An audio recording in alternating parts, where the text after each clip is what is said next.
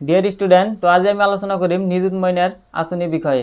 তো মানে নিযুত মইনা আঁচনিটো কোনে কোনে পাব, মানে কাক কাক দিব আর কিমান টকা কৈ দিব, কেইমা দিব, আর এইটো 2026 কোন তাৰিখৰ পৰা মানে কোন মাহৰ পৰা এপ্লাই কৰিব পাৰিব, আৰু এপ্লাই কৰাৰ কাৰণে কি কি ডকুমেণ্টছ লাগিব, আৰু মানে ইয়াৰ ইলিজিবিলিটি ক্ৰাইটেৰিয়া আছে কি কি, তো সেই বিষয়ে আমি আলোচনা কৰিম। তো ভিডিওটো ভাল লাগিলে এটা লাইক কৰি দিবা আৰু চেনেলত নতুন হলে সাবস্ক্ৰাইব কৰি দিবা। তো আজি আমি ভিডিওটো আৰম্ভ কৰোঁ। আজিৰ ভিডিওটো সকলোৰ কাৰণে ইম্পৰ্টেণ্ট। তো ইয়াত কোৱা হৈছে, প্ৰথমে ইয়াত সাইডত স্ক্ৰীনত তোমালোকে চাব পাৰা, ইয়াত দিয়া আছে দ্য মুখ্যমন্ত্ৰী নিযুত মইনা scheme provides monthly financial assistance to girl students in Assam to support their higher education and discourage early marriage। তো ইয়াত কোৱা হৈছে তোমালোকক যেটো নিযুত মইনা আঁচনি দিব, এইটো মানে মান্থলি তোমালোকক এটা ফাইনেন্সিয়াল মানে সহায় কৰাৰ কাৰণে তোমালোকক পইচা দিব, আৰু যাতে মানে বাল্য বিবাহটো মানে আগতীয়াকৈ বিবাহটো ৰোধ কৰিব পাৰে তাৰ এটা প্ৰচেছ লোৱা হৈছে। তো আৰু কোৱা হৈছে কি payment are processed monthly for 10 month a year, মানে 12 মাহৰ ভিতৰত তোমালোকে কেৱল 10 মাহ মানে 10 মাহ তোমালোকে পইচাটো পাবা, আৰু 2 মাহ তোমালোকে নোপোৱা, ঠিক আছে। আৰু এই পইচাটো ডাইৰেক্ট তোমালোকৰ একাউণ্টত দিব। ইয়াত দিয়া আছে কি ট্ৰান্সফাৰ ডাইৰেক্টলি ভিয়া ডিবিডি, মানে ডাইৰেক্ট বেনিফিট ট্ৰান্সফাৰ তোমালোকক একাউণ্টত ডাইৰেক্ট সোমাই দিব। আৰু পেমেণ্ট ডেটছ এণ্ড ষ্ট্ৰাকচাৰ, তো পেমেণ্টটো কেনেকৈ হ'ব সেইটো ইয়াত দিয়া আছে।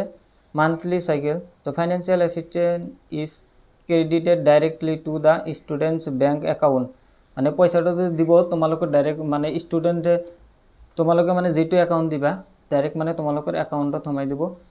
আৰু ইয়াত দিয়া আছে typically around the middle of each month, মানে প্ৰত্যেক মাহৰ মানে আধা গ'লে মানে 10 তাৰিখ বা 15 তাৰিখৰ ভিতৰত তোমালোকে পইচাটো পাই যাবা।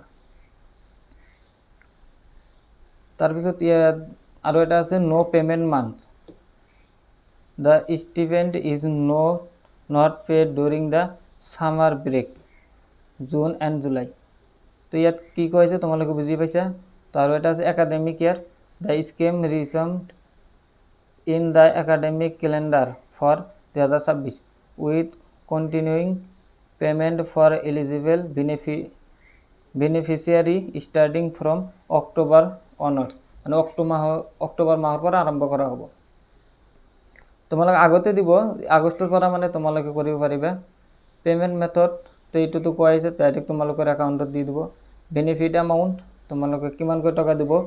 ক্লাছ 11 মানে যিসকলে মানে ফাৰ্ষ্ট ইয়াৰত আছা, মানে এবাৰ হাই ছেকেণ্ডাৰী মেট্ৰিক পাছ কৰি হাই ছেকেণ্ডাৰীত এডমিশ্যন লৈছে সিহঁতৰ কাৰণে।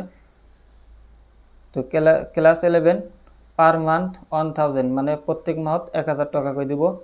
ইউজি ফাৰ্ষ্ট ইয়াৰ, মানে যিসকলে এবাৰ ডিগ্ৰীত এডমিশ্যন লৈছে, BA BCom বা BSc এডমিশ্যন লৈছে সিহঁতৰ কাৰণে পাৰ মান্থ হ'ব 1250 টকা প্ৰত্যেক মাহত। আৰু PG মানে পোষ্ট গ্ৰেজুৱেট, যিসকলে ডিগ্ৰী মানে ইতিমধ্যে ক্লিয়াৰ কৰিছে, ডিগ্ৰী শেষ হৈছে, BEd বা MSc MA পঢ়ি আছে সিহঁতৰ কাৰণে 2500 টকাকৈ দিব প্ৰত্যেক মাহত। এতিয়া হওক এলিজিবিলিটি ক্ৰাইটেৰিয়া, মানে কোন ছাত্ৰ ছাত্ৰীসকলে এইবোৰ পাব। তো ইয়াত দিয়া হৈছে gender must B A girl student, মানে নিযুত মইনাটো অকল মানে ছোৱালীসকলৰ বাবে, এইটোতো আমি জানো, কাৰণ ল'ৰাসকলৰ কাৰণে নিযুত বাবু আঁচনি আছে। আৰু 2 নম্বৰ দিয়া আছে residency must B A permanent resident of Assam, মানে তোমালোকে অসমৰ স্থায়ী বাসিন্দা হ'ব লাগিব, বেলেগ ষ্টেটৰ পৰা আহিলে নহ'ব। তাৰপিছত দিয়া আছে enrollment must be studying in class 11 the first year of a UG course or the first year of a PG BEd course at a government or government institution within Assam, মানে তোমালোকক এই পইচাটো তেতিয়া দিয়া হ'ব যেতিয়া তোমালোকে মানে চৰকাৰী ইনষ্টিটিউটত পঢ়া-শুনা কৰিবা, মানে প্ৰাইভেটত পঢ়িলে এই পইচাটো নাপাবা তোমালোকে, এইটো বুজি লওঁ। তাৰপিছত দিয়া আছে এপ্লিকেশ্যন প্ৰচেছ, এপ্লিকেশ্যন কেনেকৈ কৰিবা সেইটো দিয়া আছে। এপ্লিকেশ্যন প্ৰচেছ হ'ল eligible student must fill out the prescribed application form available through their respective schools or college, তোমালোকে যিখন স্কুলত পঢ়ি আছা, অধ্যয়ন কৰি আছা, সিহঁতৰ মানে সেই স্কুলৰ পৰা তোমালোকক ফৰ্ম দিয়া হ'ব, সেইটো ফৰ্ম ফিল আপ কৰিবা। তাৰপিছত ডকুমেণ্টছ নিডেড মানে কি ডকুমেণ্টছ লাগিব সেইটো দিয়া আছে। Students will need to provide proof of resident, তোমালোকে স্থায়ী বাসিন্দা হোৱা তাৰ এটা প্ৰমাণ দিব লাগিব। Aadhaar card, bank account details and admission current enrolment certificates এইখিনি লাগিব।